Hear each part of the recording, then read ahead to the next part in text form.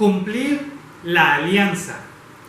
Salmo 25, verso 10. Todos los caminos de Yahvé son amor y verdad para los que cumplen la alianza y los testimonios divinos.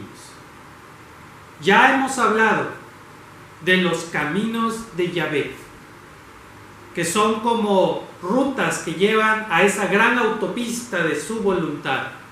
Todos esos caminos a través de los cuales tú y yo vamos siendo encaminados para juntos congregarnos en la voluntad de Dios, son amor y verdad. Pero hay una condición: para los que cumplen la alianza y los testimonios divinos. Amado Papito Celestial, ilumina nuestro entendimiento para poder disfrutar de tu palabra, entenderla y saber lo que tú nos pides que debemos hacer ahora. En Cristo Jesús. Amén. Kaf es la letra del alefato hebreo con la que da inicio este verso, dando continuidad a la estructura acróstica de este Salmo 25.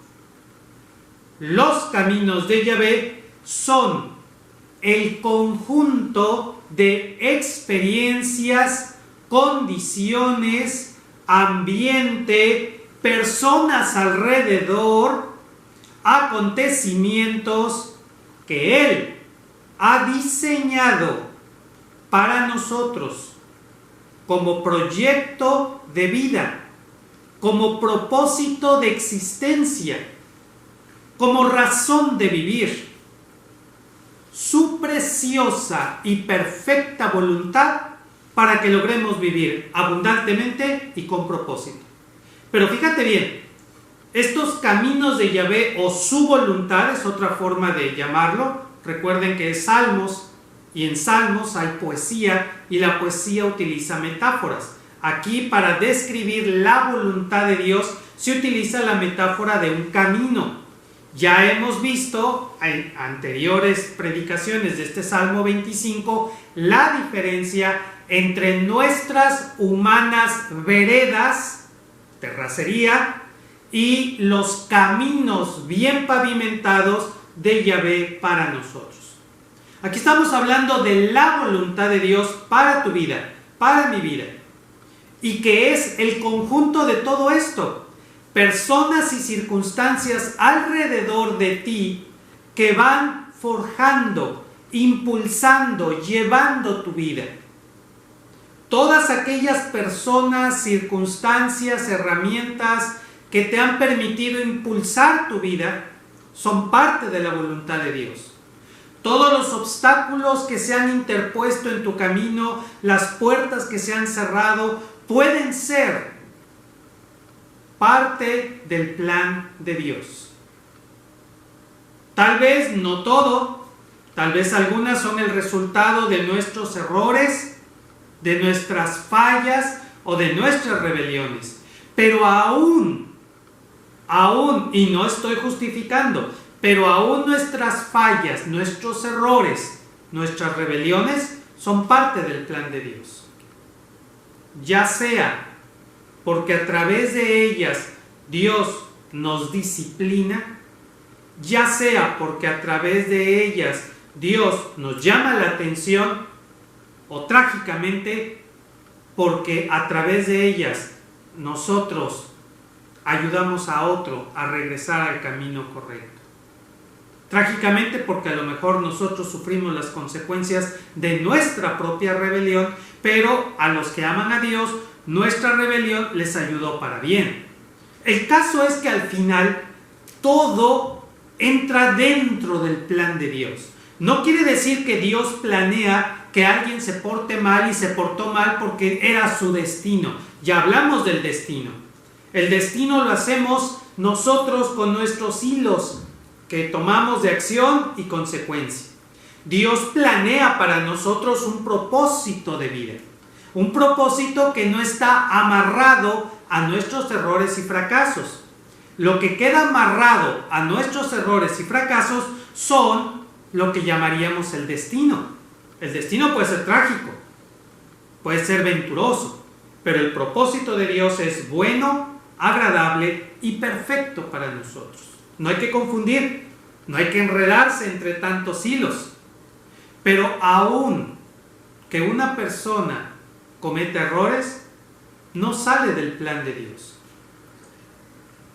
Una persona puede rebelarse contra la voluntad de Dios y no afecta el plan de Dios.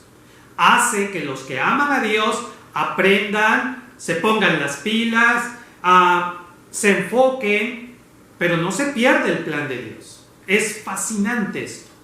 Los caminos de Yahvé son su voluntad expresada en actos bondadosos y sabios, que tienen por objetivo el desarrollo en armonía de todo nuestro potencial de vida para plenitud de paz, gozo y amor en fraternidad. ¿Sí? La voluntad de Dios son sus acciones en nuestra vida para impulsarla a plenitud. Pero esa plenitud tiene que ver con las personas que nos rodean. No solamente con nosotros, no es egocéntrico, es fraterno, comunitario. Y aunque hoy podríamos decir, bueno, pero no puedo ver a mis hermanos de la iglesia que tanto amo y que tanto extraño, pero aún así podemos ser creativos en la forma en la que podemos expresar una genuina fraternidad cristiana y no una simple o superficial amistad terrena. Estamos hablando de realmente algo que tiene que ver con la voluntad de Dios. Lo cierto es que la voluntad de Dios nunca lleva como objetivo apagar tu vida.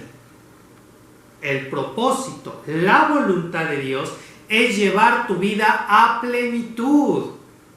Y esa plenitud es precisamente porque Dios te creó con un propósito, con una razón. Y esa plenitud es llevar tu vida a ese propósito. Algo que nosotros muchas veces no entendíamos. Pensábamos que hacer la voluntad de Dios era un camino sacrificado, un camino de desventura y todo eso. Yo creo que entendíamos mal ciertos conceptos. Cuando una persona quiere algo, quiere lograr algo, tiene que sacrificar cosas, tiene que disciplinarse, y la disciplina implica sacrificios.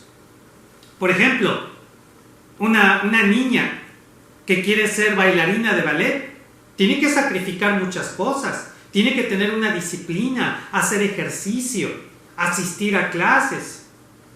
Un niño que quiere ser pianista, tiene que invertir horas ensayando en el piano. Y aunque eso podría ser un sacrificio, en realidad está enfocando su vida, toda su atención, su energía en ese propósito, y cuando ya es una gran bailarina o cuando ya es un gran intérprete de música, puede ver que ahí estaba su propósito de vida. Una niña cuando baila es feliz, y todo el esfuerzo, toda la disciplina, todo el ejercicio, todo lo que hizo, todo lo que sacrificó, bien vale la pena por estar bailando. El niño cuando está tocando el piano es feliz, y es feliz porque todo su objetivo era tocar el piano, y ahí está su felicidad. Así que no podemos hablar de sacrificios o de tragedias. En realidad la vida es disciplina, y la vida que vale la pena vivir es aquella que tiene disciplinas y que implica sacrificar cosas. Realmente lo que vale la pena en la vida implica disciplina. Lo que pasa es que muchos de nosotros queremos que todo se dé sin disciplina. Queremos que todo se dé fácil. ¿Cómo puedo tocar piano sin tener que ensayar? ¿Cómo puedo hacer esto sin tener que esforzarme? Realmente ese es un problema. Y quien hace la voluntad de Dios, claro que tiene que disciplinar su vida, claro que tiene que renunciar, pero va a renunciar a cosas que le hacen daño, va a renunciar a cosas que son tóxicas en su vida, va a tener disciplinas que le van a ayudar a enfocar su vida a plenitud. No debemos hablar de la voluntad de Dios como si fuera algo que nos molesta o que nos priva de alegría. Al contrario, es la verdadera felicidad. es la verdadera plenitud. Los caminos de Yahvé son para nosotros amor y verdad, dice este salmo. Salmo 25, verso 10, dice que los caminos de Yahvé son para nosotros amor y verdad. Los caminos de Yahvé son expresión de su amor constante por nosotros. Es la forma en la que Él nos demuestra que nos ama y que nos ama de una manera constante, permanente. Su voluntad, lo que Él quiere que hagamos, es la demostración de su amor. Los caminos de Yahvé, además, son expresión de su fidelidad a sus promesas. Los caminos de Yahvé son la forma en la que Él nos expresa su amor. Lo más importante en nuestra vida es poder conocer ese camino de Dios. Es poder conocer esa voluntad de Dios para nuestra vida. Porque entonces descubriremos que Él nos ama. Y así demostraremos que Dios nos ama porque experimentamos su amor y lo hacemos extensivo a los demás. Los caminos de Yahvé son la verdad. Los demás son veredas mentirosas. Los caminos de Yahvé son la verdad. O sea, no habrá confusión al caminar en ellos. Conforme nos mantengamos en el camino de la voluntad de Dios, no tendremos que preocuparnos sobre si hay o no confusión. No la hay, porque estamos en el camino de Yahvé. Los caminos de Yahvé son la verdad. Podemos caminar confiadamente en ellos. Pero para muchos, los caminos de Yahvé no son amor y verdad. Esto se debe a que tienen la mente entenebrecida. Viven ajenos a la vida de Dios y no hay verdad en ellos. Por lo tanto, no pueden apreciar lo deleitoso que es el caminar por esos caminos. Se confunden en vanos razonamientos, tienen miedo y huyen. Muchas personas creen que seguir el camino de la voluntad de Dios puede ser algo que les traiga tristeza o dolor, que tal vez tengan que renunciar, y por eso huyen. Se generó todo un círculo de personas que asistían a las congregaciones evangélicas para solamente oír la palabra, nada más. No querían comprometerse. Muchas veces yo escuché eso. Bueno, hermano, voy a asistir a la iglesia, pero sin compromiso. Y incluso yo lo dije muchas veces, ¿verdad? Sí, hermano, no hay compromiso, usted venga sin compromiso. Obviamente entendíamos que lo que yo estaba queriendo decir es que no había compromiso de que el hermano se hiciera miembro de la iglesia, que tuviera que ofrendar o que tuviera que participar, ¿verdad? O cosas así, o identificarse como evangélico. Tú simplemente ven a escuchar. Pero es un grave error creer que podemos ser cristianos sin comprometernos con Dios. Y la idea de yo nomás vengo a oír, pero no me comprometo, da a entender que creemos que puede ser peligroso para nosotros comprometernos con Dios. Y pensamos que podemos tomar lo mejor de Dios, sus promesas, sus frases bonitas, hasta la bendición, pero sin compromisos.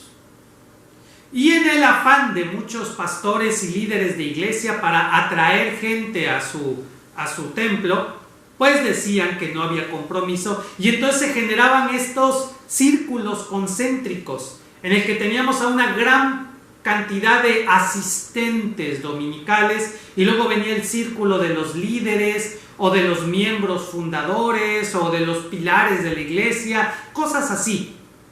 Se inventaron tantas etiquetas y tantos títulos que después ya no sabía uno quién era quién y dónde entraba uno y dónde empezaban otros. Pero la verdad es que todo eso era un engaño, un espejismo. Dios se ha comprometido con nosotros de tal forma que ha enviado a su Hijo Jesús a morir por nosotros en la cruz del Calvario. ¿No es eso un compromiso? Es un compromiso de amor apasionado, que prefiere morir antes que perdernos. Y ya lo dijo Dios: amarás a Jehová tu Dios con todo tu ser, apasionadamente. Claro que exige un compromiso, y un compromiso total, no a medias, no nada más de los domingos. La mayoría del ministerio pastoral que yo he tenido ha sido en iglesias donde muchísimos cristianos eran cristianos de domingo. Entraban al templo el domingo y durante las 3 o 4 horas, porque en Paz Divina eran 2 y a veces menos de 2 horas. Allá en otros tiempos eran hasta 3 o 4 horas, y esas 3 o 4 horas los cristianos eran cristianos, cantaban, llevaban su himnario, leían la Biblia, escuchaban la predicación, se saludaban unos a otros, se daban la bienvenida, ¿verdad? Algunos hasta se comprometían a trabajar en la iglesia, ayudaban a recoger las ofrendas, a repartir los folletos o los boletines, trabajaban en la iglesia. Pero fuera de la iglesia, al salir, se acababa su cristianismo. Allá afuera era otra historia, eran otros, y de veras algunos se transformaban adentro, porque afuera eran lo que siempre eran, ¿okay? O sea, eran hipócritas adentro del templo. Allá afuera ya se quitaban la máscara y ya eran quien siempre habían sido, gente que vivía un cristianismo completamente superficial, completamente sin sentido. Algunos sí invitaban a la gente a su templo, y realmente más que hablar de Cristo era proselitismo. ¿Cuántos cristianos no conocimos que jalaban gente de una iglesia a otra? ¿Cuántos cristianos no conocimos que su interés es que fueras miembro de su congregación, no tanto que aceptaras o no a Cristo? Y son los que hablaban de que no había compromiso. Hay compromiso, y ese compromiso es un compromiso de gozo, es un compromiso de vida, es un compromiso que le da sentido a nuestra existencia. Pero si no entendemos quién es Dios, vamos a seguir huyendo de Él, vamos a seguir teniendo miedo, vamos a seguir envaneciéndonos en nuestros razonamientos, porque no conocemos a Dios que es amor y verdad para nosotros. Y ya es tiempo de que empecemos a darnos cuenta de que ese amor y verdad debe de hacerse realidad en nuestras vidas ahora. Para poder apreciar y disfrutar de la delicia que es caminar en el camino de la voluntad de Dios y testificar apasionadamente de que ese camino es agradable y perfecto, se necesita estar en correcta relación con Yahvé. Si tienes una correcta relación con Yahvé, entonces vas a entender que ese camino es bueno, agradable y perfecto. Pero no solamente lo vas a entender, sino lo vas a testificar, vas a hablar de él espontáneamente, de forma natural, porque es lo que a ti te agrada, lo que a ti te hace feliz, lo que a ti te da sentido en tu vida. Independientemente si los demás te quieren creer o no, eso no importa. No se trata de convencerlos, no trates de convencer a nadie. Tú simplemente da razón de tu fe y deja lo demás en las manos de Dios. La correcta relación con Yahvé es llamada en la Biblia alianza o pacto. Es lo mismo, es la misma palabra hebrea se puede traducir como alianza o pacto. En el Antiguo Testamento, el pueblo de Dios estaba dentro de la alianza con Dios. Bueno, eso de estaba dentro, ¿verdad? Siempre estuvieron afuera. Pero bueno, teóricamente, idealmente, el pueblo de Israel estaba en una relación de alianza o de pacto con Dios. Ese pacto se estableció en el monte Sinaí Y a partir del monte Sinaí es que se establece ese pacto. En el Nuevo Testamento, Jesús establece un nuevo pacto o alianza con nosotros. La carta a los Hebreos dice que si está llegando un nuevo pacto, o sea, el de Jesús, establecido en la última cena, entonces el anterior pacto ha quedado abolido. Con toda claridad, la carta a los Hebreos expresa que el antiguo pacto está abolido. Todavía hay hermanitos y hermanitas que quieren vivir bajo el antiguo pacto porque ahí está en la Biblia, ahí dice en Levítico y ahí dice en Éxodo. Cuidado, lean a Jesús. Jesús habla de lo que dijo Moisés, de lo que dijeron sus ancestros, de ustedes, de los judíos. Pero Dios dice, Jesús establece una distinción, pero no hablemos de eso hoy. De lo que hoy quiero que hablemos es de que nuestra relación con Dios, nuestra relación con Jesús, nuestro buen pastor, se basa en una alianza, en un pacto que Él estableció.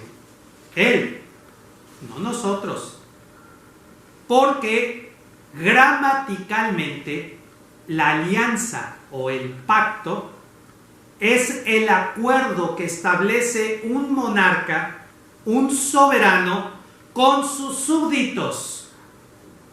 Y si es el rey el que hace la alianza o el pacto con sus súbditos, pues el que pone las condiciones es el rey, no los súbditos. Los súbditos a lo más, ¿verdad?, se adhieren a ese pacto, les conviene y se adhieren a él. Por allá hace como 10 años, yo no sé, yo creo que ya no, espero que ya no, pero hace como 10 años se puso de moda, ¿verdad?, en cierto canal de la televisión, y de allí se esparció se esparció por muchas congregaciones la idea de pactar con Dios. Pacta con Dios, que en términos sencillos no era otra cosa más que un acuerdo económico. ¿Okay? El pacto consistía en que tú entregaras una ofrenda, dinero constante y sonante, ¿verdad?, al canal de televisión o al templo o al pastor, al líder, ¿verdad?, y que lo hicieras como un pacto, ¿verdad? Señor, yo te voy a dar tanto dinero para que tú bendigas mi negocio, para que tú bendigas mi trabajo, para que tú me ayudes a comprar esta casa, para que tú esto, lo otro. Es un acuerdo totalmente comercial. Por donde lo vean, hermanos, es una herejía. Es satánico.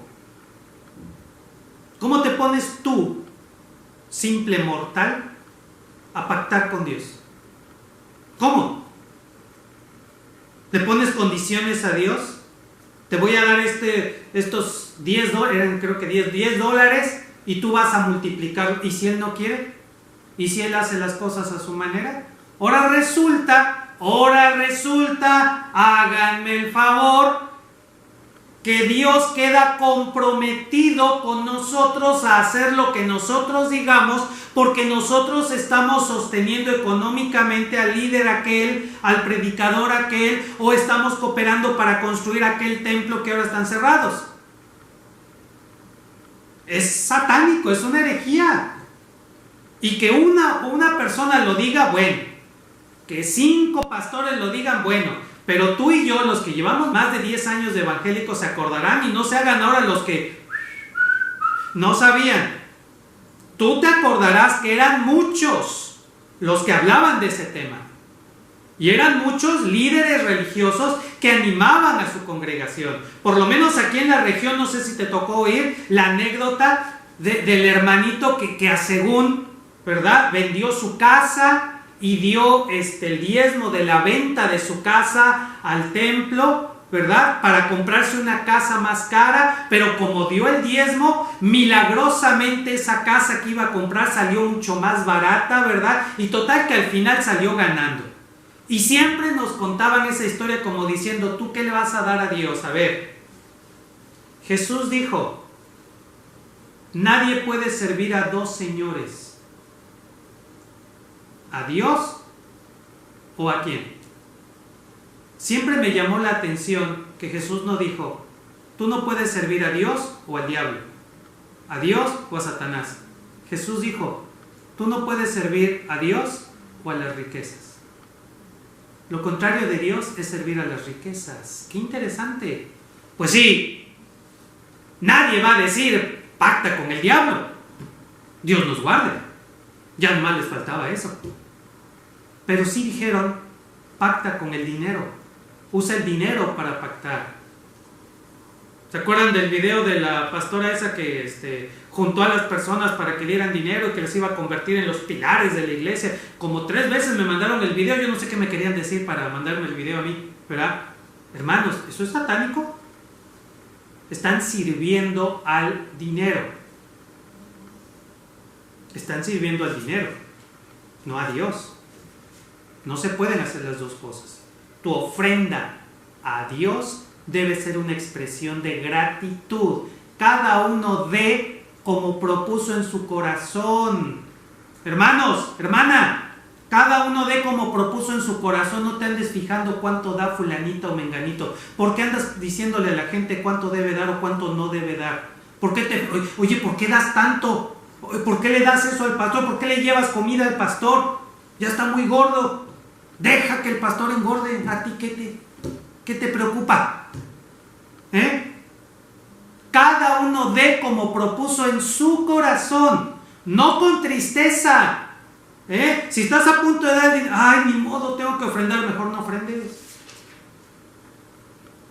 Y dice, cada uno dé como propuso en su corazón, no con tristeza ni por necesidad. Yo no entendía, ¿cómo que por necesidad? Hasta que me hicieron el favor estas personas de decirme que es por necesidad. Cuando yo tengo necesidad económica y entonces descubro que si yo le doy al pastor, entonces Dios me tiene que dar a mí porque yo le di al pastor. Debe ser por gratitud. Ofrenda por gratitud. Agradecido a Dios. Y ofrenda lo que Dios ponga en tu corazón, lo que tú dispongas. Y sé fiel a lo que tú has dispuesto. Pues bien, el tema entonces del pacto, vean, hermanos, vean qué perdidos andaban los cristianos. Que el pacto, que la guerra espiritual, que no voy a hablar ahorita de todo eso, pero qué interesante es, ahora que estudiamos la Biblia, darnos cuenta lo perdido que andaba el pueblo de Dios. El pueblo de Dios se perdió porque no le dieron conocimiento, no le dieron palabra de Dios. Le dieron lo que quería al pueblo, pan y circo. O sea, pactar y la guerra espiritual, que es un show. Así de simple. ¿Para qué lo digo de otra manera? Pobre pueblo evangélico que no conoce la palabra de Dios. Pero hay de los que conociéndola, líderes y pastores, no lo hicieron. No levantaron la voz para decir, eso no es bíblico, eso no lo aprueba Dios. Jesús nunca dijo eso. Jesús nunca anduvo en un carro último modelo, ni anduvo ahí diciendo pacta y todo eso. Pero a lo que voy es a esto. Regresemos a la predicación porque ya de regaño ya fue mucho.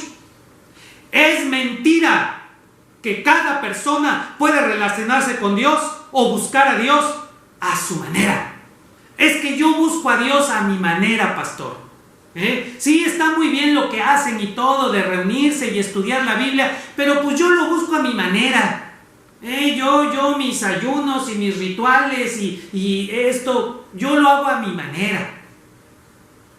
Porque finalmente a Dios, pues cada quien lo busca como quiere. No, permíteme, pero no. La Biblia enseña que existe una forma, un modelo, un pacto para que podamos relacionarnos con Dios correctamente y en amor.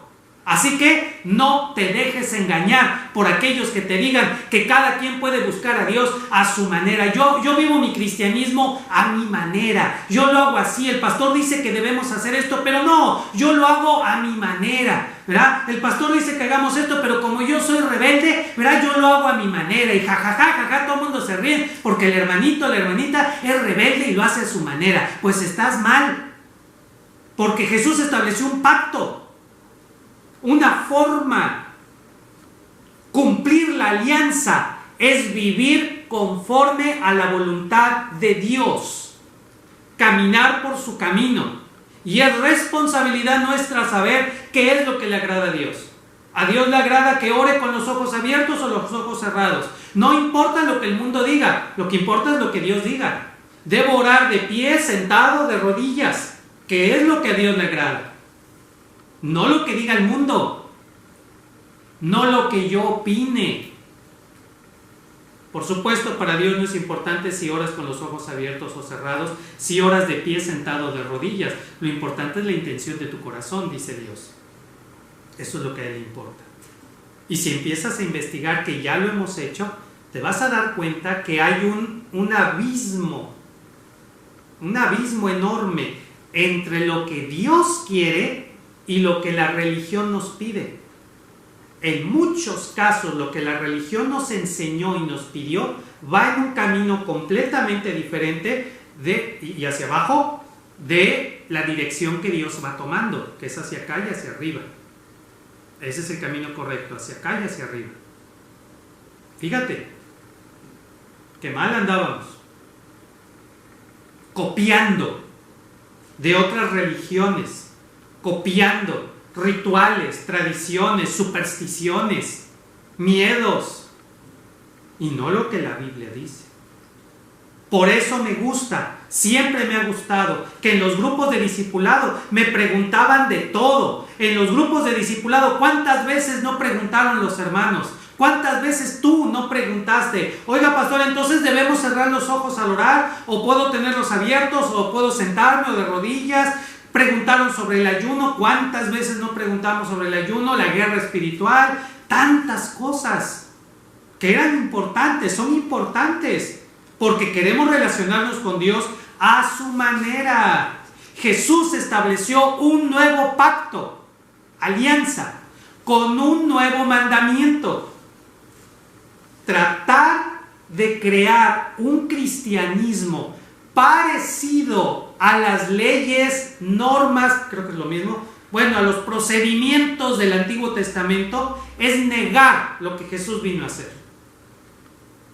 Ya vimos la carta a los Hebreos en predicación dominical, y algunos hasta tienen el libro de las predicaciones. Revísalo elocuentemente, largamente, y a veces hasta un poquito aburrido. El autor de la carta a los Hebreos, al autor de la carta a los Hebreos, también mis sermones son medios aburridos, pero él se esforzó en demostrar que todo el antiguo sistema sacerdotal, con sus rituales, tradiciones y todo eso, quedó abolido, cancelado.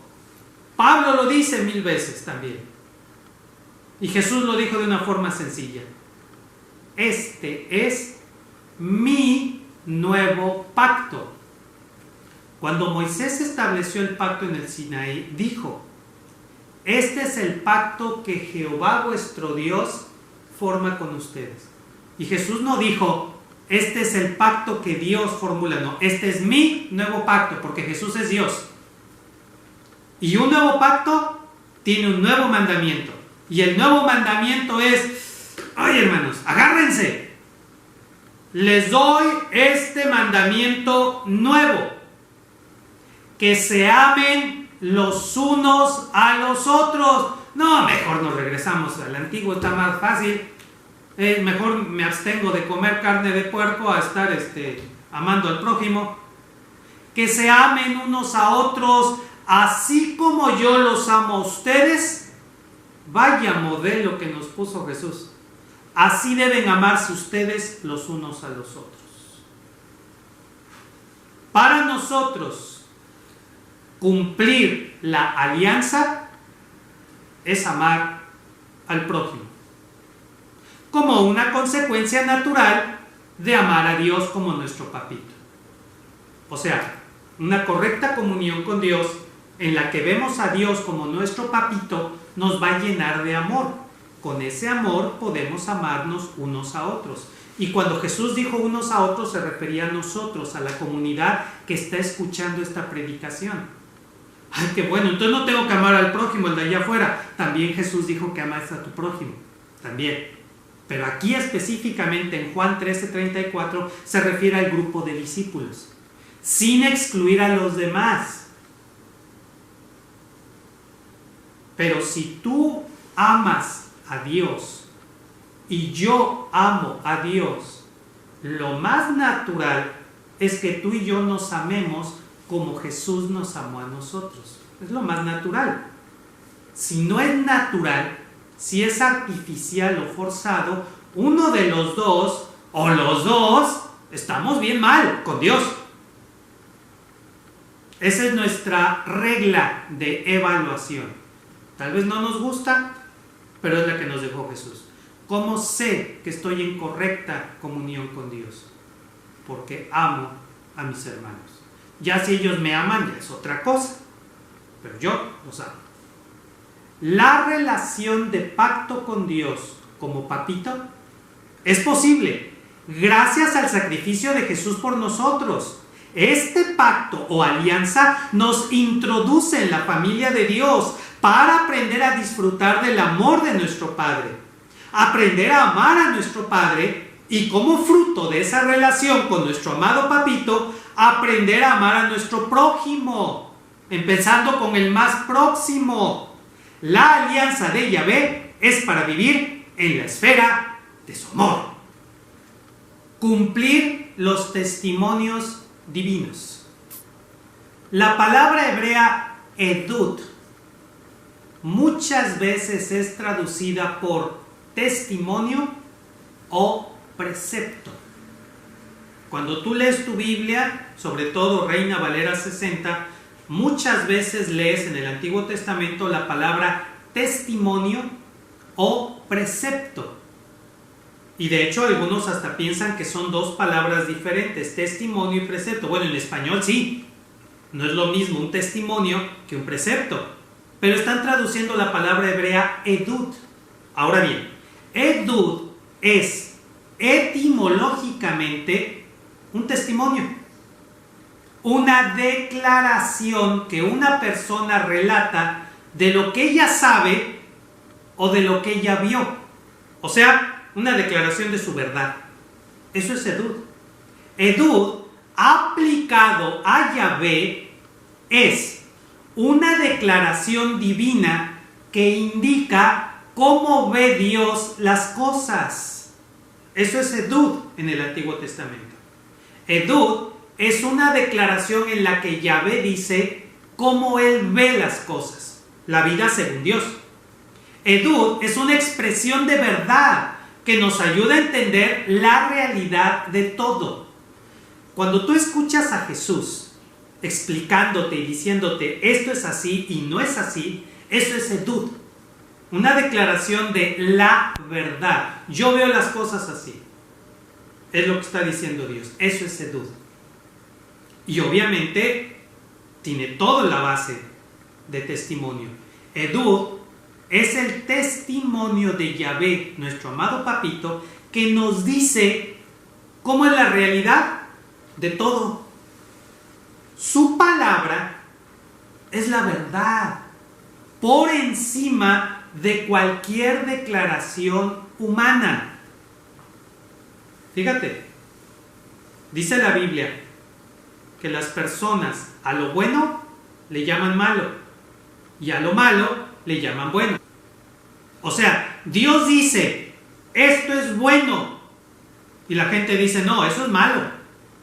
Dios dice, esto es malo, y la gente dice, no, es una nueva era, con una nueva forma de pensar, y ya no es malo. Ya no es malo, ¿por qué? ¿Quién lo dijo? ¿Cuándo? ¿Dónde? ¿Por qué? Y por supuesto, ahí viene todo el debate, ¿verdad? ¿Cómo ves? ¿Será? ¿No será? Es que son otros tiempos, ¿verdad? Y nunca faltan los que, bueno, pues hay que acomodarse a los nuevos tiempos y que quién sabe qué y todo. Pero si Dios dijo que era malo, Dios ve la realidad y nos dice cómo es. El mundo cambia esa realidad y deja nuestra mente en tinieblas, pensamiento entenebrecido, dice Pablo, pensamiento en tinieblas. Cuando yo leo en la Biblia que Pablo dice que tenemos el entendimiento entenebrecido, me acuerdo de esas películas mexicanas, bueno, también algunas, ¿verdad?, de Hollywood, pero esas películas en las que los protagonistas entran a un castillo, el castillo de Drácula o el castillo del monstruo, el caso es que entran a un castillo. Siempre entran de noche. ¿Por qué no entran a mediodía? Siempre tienen que entrar de noche y no hay luz. O sea, Drácula o Frankenstein o quien sea no pagó el recibo de la luz, no hay luz. Y luego, pa' colmo, está tronando. O sea, está lloviendo y caen rayos y está lloviendo a cántaros y todo. O sea, te dan todo el escenario. Cuando tú entras a un castillo de noche sin luz, pues es fácil tropezarse con un mueble, es fácil no ver la puerta, es fácil ver sombras, ¿verdad? Aparece un rayo y ves sombras, ¿verdad? Y no sabes bien qué es. De hecho, así se ambientan las películas. Y yo me imagino que así es nuestra mente cuando no somos iluminados con la luz de la verdad divina. Tú y yo vagamos a tientas y a ciegas en nuestros pensamientos. Y esto será verdad y esto será mentira, pero es que la conspiración, pero es que los reptilianos, pero es que aquí, que allá, y empiezas a darle vueltas, estás en tinieblas.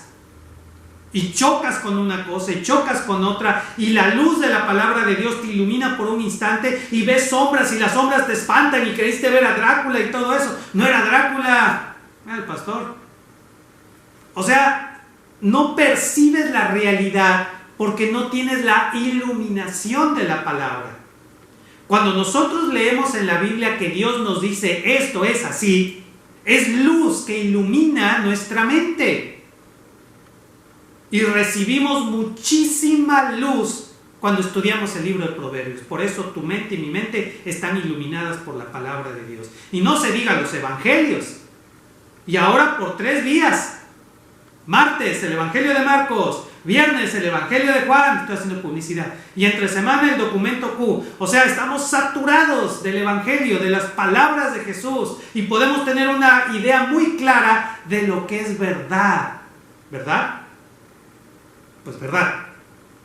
Así entonces, esta declaración sirve para establecer lo que es verdadero, lo que es bueno, lo que lleva a la vida abundante y con propósito.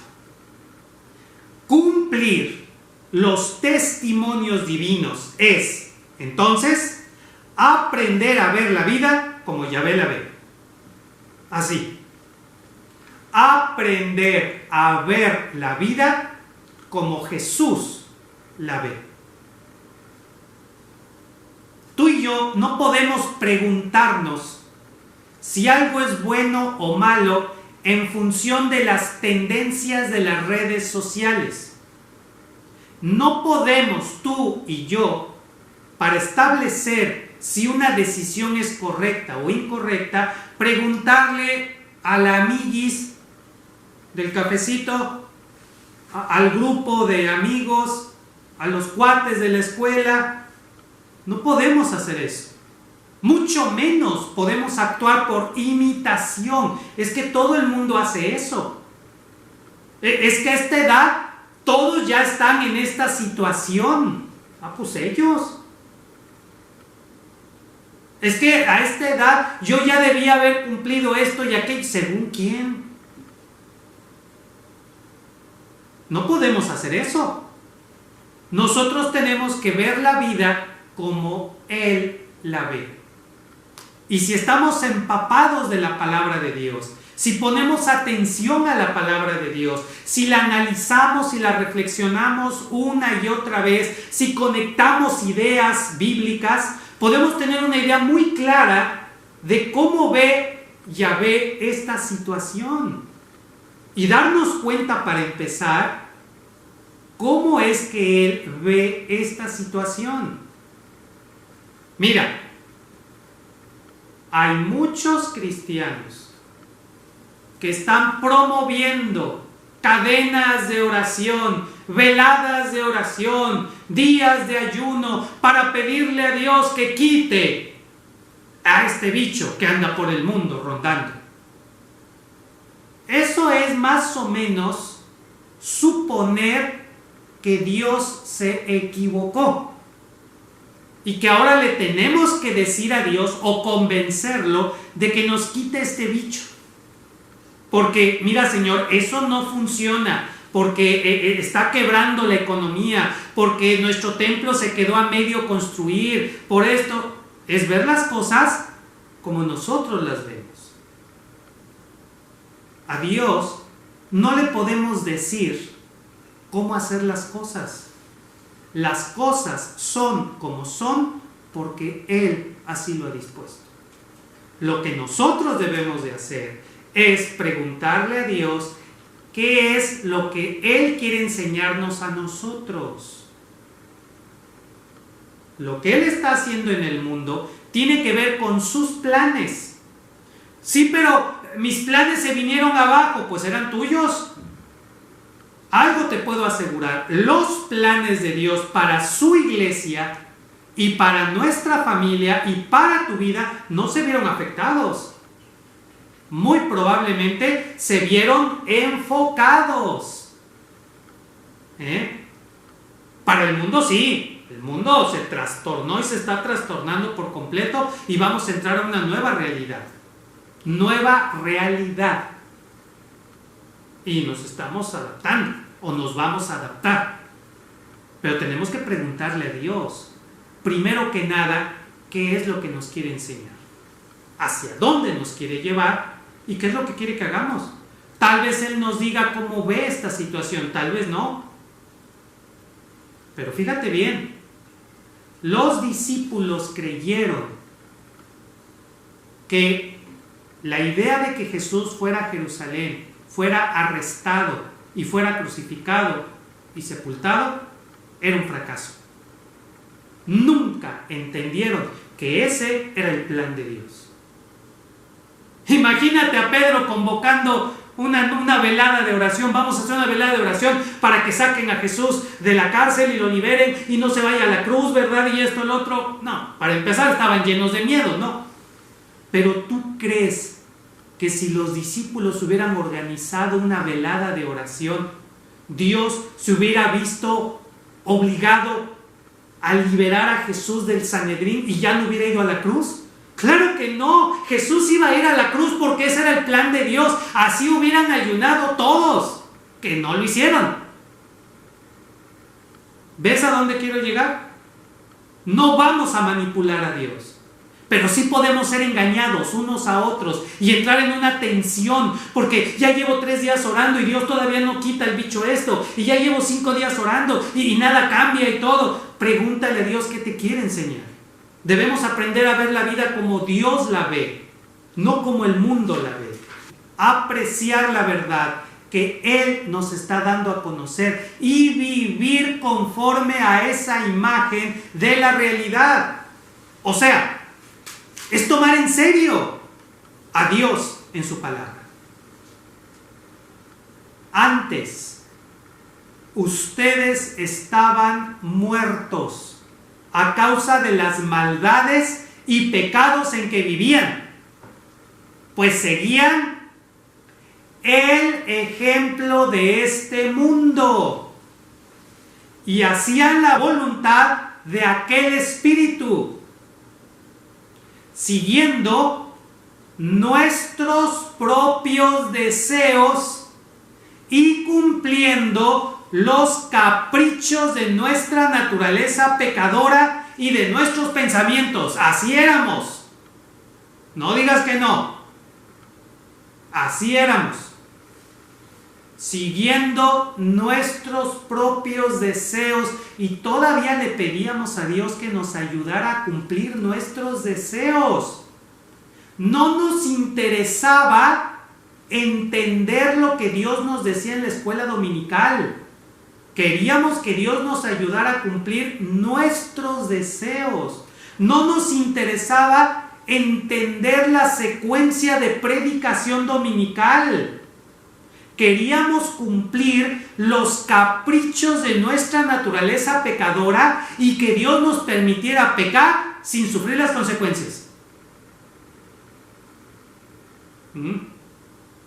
A lo mejor no le llamábamos pecado, lo pintábamos de rosita o de azul o de veto a saber, y ya no era pecado.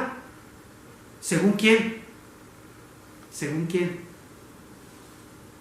No nos interesaba poner atención a lo que Dios nos estaba diciendo con toda claridad en los grupos de discipulado. Estábamos interesados en cumplir los caprichos de nuestros pensamientos. Estábamos encaprichados con nuestra forma de pensar. Y cuando la enseñanza de la palabra de Dios se oponía a nuestra forma de pensar, brincábamos y le reclamábamos al pastor, en vez de hacer el análisis. Las apariencias engañan. Lo que nosotros calificamos de verdad es una mentira. Y lo que apreciamos como valioso es en realidad solamente vanidad. Alrededor, todo es un espejismo de nuestros sentidos distorsionados por la mentira. No eres un fracaso, no has fracasado. No te compares con los modelos del mundo. Tú y yo somos personas exitosas porque en medio de esta caótica situación estamos aferrados firmemente a la palabra de nuestro amado Padre Celestial. No importa todo lo demás, las calificaciones que el mundo quiera ponerle a nuestra vida, las etiquetas que el mundo quiera ponerle a nuestra vida, no tienen valor alguno. Para nuestro amado Papito somos valiosos y estamos haciendo lo mejor que podríamos hacer con nuestro tiempo, apartándolo para escuchar con toda nuestra atención el mensaje de la palabra de Dios. Ahora, libre de distracciones, de interrupciones y de irreverencias. Y hay que darle gracias a nuestro amado Papito por eso. Somos gente de éxito, triunfadores, que sabemos a dónde vamos y con quién vamos. La verdad está en Jesús, y al entrar en relación correcta con Yahvé, como nuestro amado Padre, aceptamos ser pastoreados por el buen pastor Jesús. Y es que por fin hemos logrado conocer la verdad, hemos podido ver la luz, hemos podido apreciar la realidad y ahora sí, vivir y vivir de verdad. Amado Papito Celestial, aceptamos tu palabra como la única verdad. En ella confiamos y por ella viviremos. En Cristo Jesús. Amén. Precioso mensaje. Hay que reflexionarlo, hay que ponerlo en práctica. Puestos en pie, vamos a recibir la bendición pastoral. Que Yahvé, el que vive eternamente rodeado de gozo y amor, te haga habitar cómodamente en su presencia luminosa, permitiéndote disfrutar de plenitud de vida confiadamente, porque Él mismo es quien siempre te está rescatando de ataduras de muerte y de mortíferas plagas. Que sea Él quien te envuelva en sus alas para brindarte refrescante refugio, y su verdad sea para ti suave perfume. En Jesús, nuestro Salvador. Amén. Amado Papito Celestial, hemos escuchado tu palabra que nos invita a entrar en correcta relación de amor contigo. Te pedimos, en medio de esta caótica situación, que tú nos ilumines el entendimiento para saber qué estamos haciendo mal y corregirlo. ¿Qué es lo que estamos haciendo bien y seguir haciéndolo? De todo lo demás, tú te encargarás. Tú eres nuestro buen pastor. Nada nos faltará. Tú nos guías a través de este valle de sombras de muerte. No temeremos mal alguno. Solo queremos hacer las cosas a tu manera. Ilumínanos a lo largo de esta semana para aprender y atesorar lo que aprendamos. En Jesús, nuestro buen pastor. Amén. Feliz semana. Shaddai nos cuida con ternura.